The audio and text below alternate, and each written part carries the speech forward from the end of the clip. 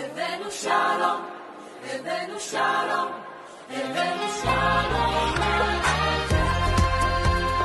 సర్వ సృష్టికర్త, జీవన మరణదాత, సర్వేశ్వరుడైన ఘనమైన యేసు ప్రభువారి దివ్యనామంలో యూట్యూబ్ ద్వారా వీక్షిస్తున్న మీకు అందరికీ శుభములు, దీవెనలు. ఈ నూతన సంవత్సరపు ప్రభు సన్నిధి మనతో ఉండాలని కోరుకుంటూ ఈ వాక్యాన్ని ఆరంభిస్తున్నాను. ఈ ప్రభు దినమందు చిన్న ప్రవక్తలు దాదాపు 12 మంది ఉన్నారు. ఈ 12 మంది చిన్న ప్రవక్తల్లో 8వ వాడైన హబక్కూకు యొక్క గ్రంథ విశ్లేషణ. ప్రతి పుస్తకం గురించి 2 విధాలుగా మాట్లాడుతూ వస్తున్నాను. ఒక వారం గ్రంథ విశ్లేషణ, ఇంకొక వారం ఆత్మీయ విశ్లేషణ. ఈరోజు గ్రంథ విశ్లేషణలో హబక్కూకు అంటే క్రీస్తుకు పూర్వము 600 సంవత్సరాల క్రితము వ్రాయబడిన పుస్తకము. హబక్కూకు అంటే ఎంబ్రేజ్, కౌగలించుట, ఎంబ్రేజింగ్, కౌగలించుకునుట. ఇది 3 అధ్యాయాలు ఉన్నాయి, 56 వచనాలు ఉన్నాయి హబక్కూకులో. The book of Habakkuk has 3 chapters with 56 verses. ఈ 3 అధ్యాయాల సారాంశాన్ని ఆత్మీయ విశ్లేషణ చూసుకుంటే, మొదటి అధ్యాయంలో యూదా ప్రజల యొక్క అవినీతి చూసి ప్రవక్త కలత చెందాడు. 2వ అధ్యాయంలో ఆయనలో ఉన్న కలత ఆ దర్శనం ద్వారా చూసి ఆదరణ పొందాడు. 3వ అధ్యాయం వచ్చేటప్పటికి ప్రార్థనతో ఆరంభించి ఈ పుస్తకాన్ని ముగిస్తున్నాడు. మొదటి అధ్యాయంలో కొంచెం కలత కనపడింది, 2వ అధ్యాయంలో ఆదరణ కనపడింది, 3వ అధ్యాయంలో ప్రార్థన కనపడింది.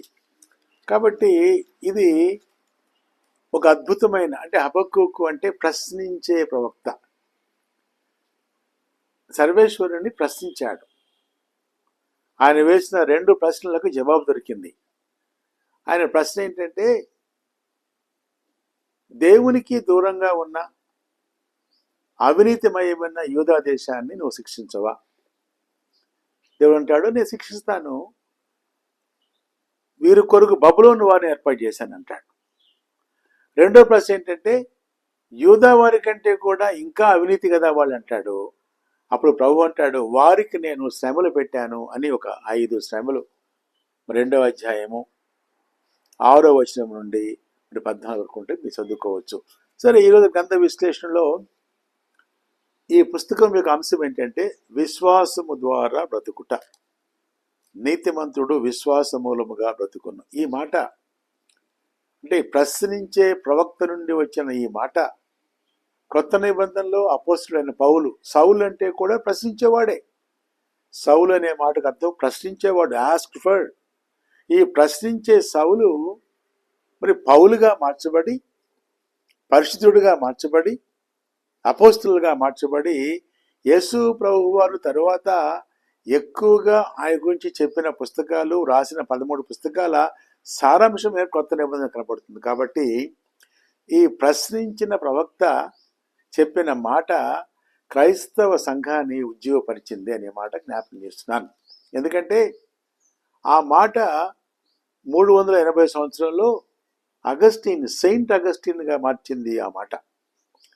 అలాగే రిఫర్మేషన్ అంటే మత సంస్కరణలు, క్రైస్తవ మత సంస్కరణలు ఆరంభించింది మార్టిన్ లూథర్ గారు కూడా మరి 1517లో ఆ మాట ద్వారా రక్షించబడి మరి ప్రపంచాన్ని క్రైస్తవత్వంలో నడిపించిన మహానుభావుడు మార్టిన్ లూథర్ గారు. అలాగే మార్టిన్ లూథర్ గారు రాసిన ఈ కామెంటరీ, ఆ కామెంటరీ చదివి 1738లో జాన్ వెస్లీ కూడా ప్రభు దగ్గరికి వచ్చాడు, మెథడిస్ట్ సంఘాలని స్థాపించాడు. ప్రపంచమంతా కూడా సౌవార్తీకరణ ఉద్యమంతో ఉజ్జీవ జ్వాలలు రేపిన మహానుభావులను ప్రేరేపించింది ఒక మాట. ఈ ప్రశ్నించే ప్రవక్త హబక్కూకు చెప్పిన మాట 2:4 అంటున్నాడు, అయితే నీతిమంతుడు విశ్వాస మూలముగా బ్రతుకును. కాబట్టి ఈరోజు ఈ గ్రంథ విశ్లేషణలో ఏంటంటే, ఈ గ్రంథ విశ్లేషణలో ఈ ప్రశ్నించే ప్రవక్త అంటే తన యొక్క రహస్య ఆలోచనలు రహస్యంగానే చెప్పాలని తలంచాడు. తన ఆలోచనలు ప్రార్థనగా తెలుపుతూ జవాబుకై దేవుని వైపు వేచి ఉన్నాడు. ఆదిలో దేవుని మౌనము, ఆ తర్వాత దేవుని జవాబు కనపడుతుంది. తర్వాత ప్రవక్త అయిన ఓబద్య ఈ యొక్క పాత నిబంధనలో ఏదోము అంతిమ నాశనం గురించి ప్రవచించాడు. అలాగే నహూము అష్షూరు నాశనం గురించి ప్రవచించాడు. హబక్కుకు బబుల గురించి ప్రవచించాడు. హబక్కుకు గ్రంథంలోని keywords, key text is taken from chapter 2 verse 4. 2వ అధ్యాయము 4వ వచనంలో ఈ ముఖ్యమైన మాట ఉంది. నేను చదువుతున్నాను. I'm reading Habakkuk chapter 2 verse 4. వారు యథార్థ పరులు కాక తమలో తాము అతిశయపడుదురు, అయితే నీతిమంతుడు విశ్వాసము మూలముగా బ్రతుకును. ఈ మాట క్రైస్తవ ప్రపంచాన్ని, ఆది అపోస్తలుల సంఘాలకు పునాదిగా, నేటి కాలంలో కూడా మరి ఎక్కడెక్కడైతే క్రైస్తవత్వము వ్యాప్తి చెంది ఉందో, ఎక్కడ క్రైస్తవులు దేవుని కొరకు సాక్షులుగా ఉన్నారో వారికి ఆయు పట్టు లాంటి మాట ఏంటంటే నీతిమంతుడు విశ్వాస మూలముగా బ్రతుకును. ఎందుకంటే ఈరోజు మన విశ్వాసం ఏంటంటే యేసు ప్రభు వారు పాపరహితుడు, యేసు ప్రభు వారు దేవాతి దేవుడు, ఆయన మానవుడిగా లోకానికి వచ్చాడు, మానవుల పాపముల కొరకు మరణించాడు, మృత్యుంజయుడిగా లేచాడు. ఆ విశ్వాసము ఆయన నమ్ముకుంటే ఆ విశ్వాసం ద్వారా మానవులకు పాప క్షమాపణ కలుగుతుంది. కాబట్టి నేను నాలో ఉన్న పాపము ప్రక్షాళన చేయబడింది, నేను ఇప్పుడు పరిశుద్ధుడిని. కారణం ఏంటంటే విశ్వాసం, ఫెయిత్.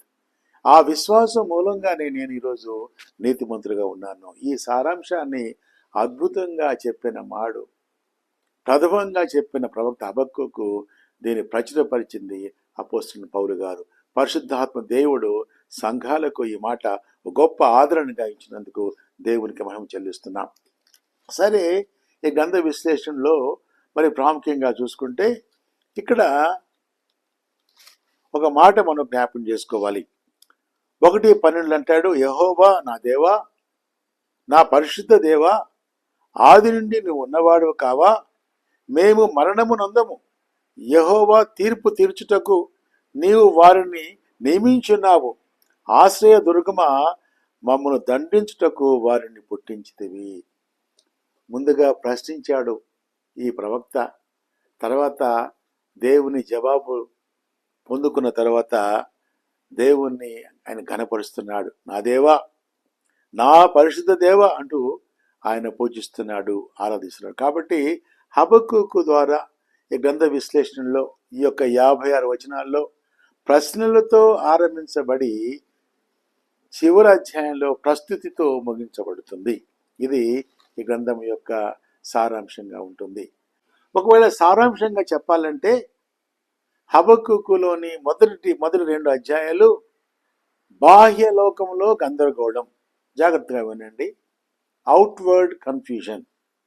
3వ అధ్యాయం వచ్చేటప్పటికి అంతరంగంలో సంతృప్తి, ఇంటర్నల్ కంటెంట్. కాబట్టి బాహ్య లోకంలో గందరగోళంగా ఉంది, అంతరంగంలో సంతృప్తిగా ఉంది. ఇది హబక్కుకు యొక్క సారాంశం. మొదటి అధ్యాయంలో మరలా చెప్తాను, వేదనలు, భారాలు, తద్వారా హబక్కుకు ఎంతో ఆవేదన చెందాడు. 2వ అధ్యాయంలో కలిగిన దర్శనం ద్వారా ఆవేదన సన్నగిలింది. ఒక నూతన అధ్యాయము ఆరంభించబడింది.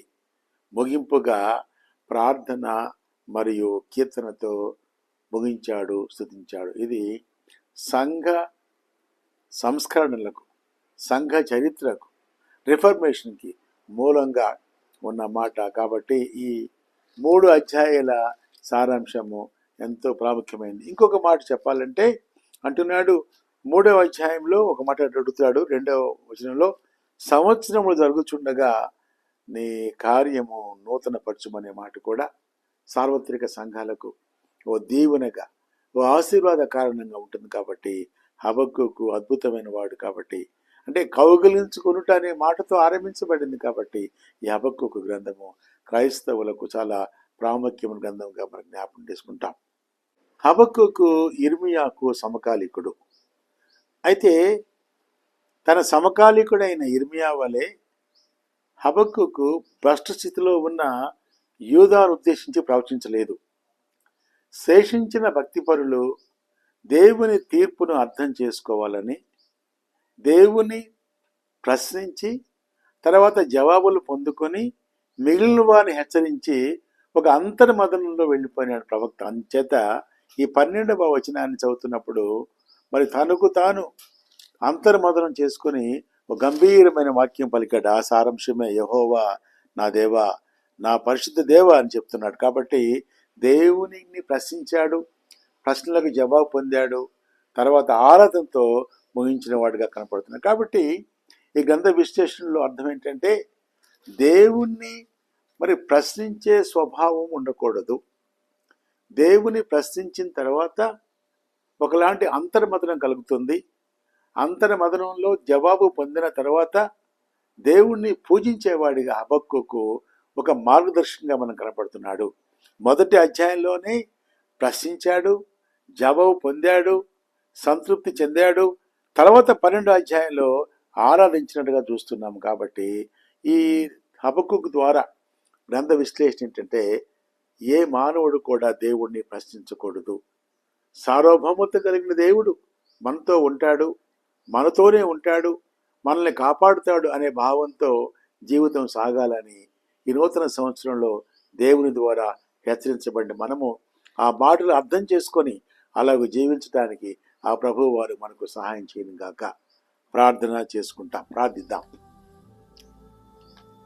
మహాకృపగల తండ్రి, మా ప్రేమ గల నాయన ప్రభువా, మా దేవ, హబక్కుకు గ్రంథంలో గ్రంథ విశ్లేషణ ద్వారా తండ్రి కొన్ని మాటలు మాకు అందించావు తండ్రి.